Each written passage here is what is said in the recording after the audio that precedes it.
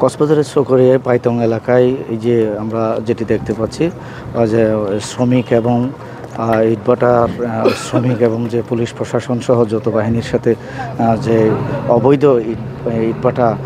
উচ্ছেদের যে অভিযান ছিল সেই সকাল থেকে আমরা দুমুখী যে সংঘর্ষ দেখতে পেয়েছি সেটি এখনও চলমান রয়েছে। আমরা এখন যেটি দেখতে পাচ্ছি সেটি হচ্ছে প্রশাসন যে যৌথ বাহিনী আর্মি পুলিশ র্যাব সহ বিজিবি সহ এখানে সংঘর্ষ হয়েছে ব্যাপক। সেই সংঘর্ষের মধ্যে আমরা দেখতে পেয়েছি বিজিবি থেকে অনেকে আহত হয়েছেন, বিজিবির সদস্যরা এবং পুলিশ সদস্যরা আহত হয়েছেন এবং এখানে পরিবেশ অধিদপ্তরের ঢাকা থেকে আসা ম্যাজিস্ট্রেট রয়েছেন, ম্যাজিস্ট্রেট সহ অনেকেই এখানে আহত হয়েছেন। ইট পাটকেলের ঘটনা ঘটেছে এবং আমরা যেটি দেখতে পাচ্ছি সেটি হচ্ছে সেই সকাল থেকে উত্তেজনা বিরাজ করছে, প্রশাসন শক্ত অবস্থানে রয়েছে। এদিকে স্থানীয়রা যারা শ্রমিক আর ইটভাটার শ্রমিক যারা আন্দোলন করছে যে তাদের যে কর্মসংস্থান ধ্বংস করতে দিবে না এবং ইটভাটা উচ্ছেদ করতে দিবে না, সেরকম তারা দাবি করে আসছিল এবং এক পর্যায়ে যেটি দেখা গিয়েছে তারা মানব প্রাচীর তারা তৈরি করেছে। সেই মানব প্রাচীর ভেঙে প্রশাসন যখন সামনের দিকে এগোতে ছিল সেই মুহূর্তে দেখা গেছে সেখানে প্রচুর পরিমাণে গাড়ি এবং ট্রাক সহ ড্যাম্পার সহ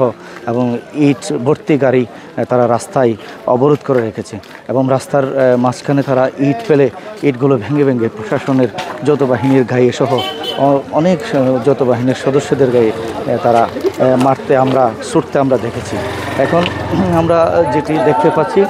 সেটি হচ্ছে মূলত কক্সবাজারের এখানে যে রাস্তায় যে প্রশাসনের গাড়িগুলো ছিল সেই গাড়িগুলো এক্সকাভেটর সহ এবং যে বিজিবির যে জিপ গাড়ি ছিল সেই জিপ গাড়ির যে গ্লাস যে সামনের গ্লাস সহ এবং এক্সকাভেটরের সামনের গ্লাস সহ আর এক্সকাভেটর ড্রাইভার আহত হয়েছে এবং এখনও উত্তেজনা বিরাজ করছে। এটি আসলে যে উচ্ছেদ অভিযান, এই উচ্ছেদ অভিযান হচ্ছে মূলত অবৈধ ইটভাটার বিরুদ্ধেই উচ্ছেদ অভিযান। এই অভিযান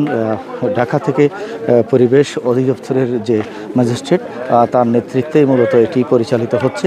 এবং আমরা যেটি দেখতে পাচ্ছি স্থানীয়দের যে দাবি সেটি হচ্ছে আমাদের যে ইটভাটা, এই ইটভাটা অবৈধ হলেও যদি অবৈধ হয় তাহলে আমাদেরকে কিছুদিন সময় দেওয়া হোক। সেই সময় যদি আমরা পাই তাহলে আমরা আমাদের ভিন্ন কোনো কর্মসংস্থান তৈরি করে আমরা আমাদের ভিন্ন একটি কর্মসংস্থান তৈরি হলে আমরা এই ইটভাটার কাজ ছেড়ে দিলে তখন আপনারা আমাদের যে ন্যায্য সময়টি দেবেন তখন আমরা আমাদের কর্মসংস্থান সৃষ্টি করে অন্যত্র গেলে আপনারা তখন এই অবৈধ উচ্ছেদ অভিযান, অবৈধ ইটভাটার বিরুদ্ধে যে উচ্ছেদ অভিযান সেই পরিচালনা করার তারা দাবি জানিয়েছেন। এখানে ব্যাপক সংঘর্ষ হয়েছে ইতিমধ্যে আপনারা জানতে পেরেছেন। এখানে প্রচুর প্রশাসনের গাড়ি ভাঙচুর হয়েছে এবং প্রশাসনের অনেক লোক আহত হয়েছে এবং এখনও উত্তেজনা বিরাজ করছে। আমরা যেটি দেখতে পাচ্ছি সেটি হচ্ছে এখানে যেই হাইকোর্টের একটি রিট রয়েছে সেই রিট শুনানি চলছে। এখন রিট শুনানি চলমান অবস্থায় কি মনে করে এবং কি কারণে যে প্রশাসন এখানে যে ভাঙচুর এবং উচ্ছেদের যে প্রক্রিয়া সেই প্রক্রিয়াটি চালাচ্ছেন। স্থানীয়দের দাবি সেটি হচ্ছে এটি একটি একটি আইনগত বিষয়, আইনগত একটি হাইকোর্টের যে একটি রিট রয়েছে সেই রিটের শুনানি চলা অবস্থায় কী কারণে এখানে কী উদ্দেশ্যে ভাঙচুর করছে আমাদের মাথায় হাত হচ্ছে এবং আমাদের যে কর্মসংস্থান সেটি নষ্ট হচ্ছে এবং সে কারণেই আমাদের এই প্রতিবাদ। এই শ্রমিকরা তেমনটি জানিয়েছেন এবং শ্রমিকদের যে আমরা অবস্থান দেখতে পাচ্ছি তারা এখনও অনড় রয়েছে, এদিকে প্রশাসনও অনড় রয়েছেন, প্রশাসনের ব্যাপক ক্ষতি হয়েছে এবং স্থানীয়দের যে দাবি এবং ইতিমধ্যে আমরা যেটি জানতে পেরেছি প্রায় 8 জন স্থানীয় এখানের বিভিন্ন শ্রমিক নেতা সহ শ্রমিক এখানে গ্রেপ্তার হয়েছেন ইতিমধ্যে এবং প্রশাসনের বিজিবি সহ পুলিশ র্যাব এবং এই যে পরিবেশের যে ম্যাজিস্ট্রেট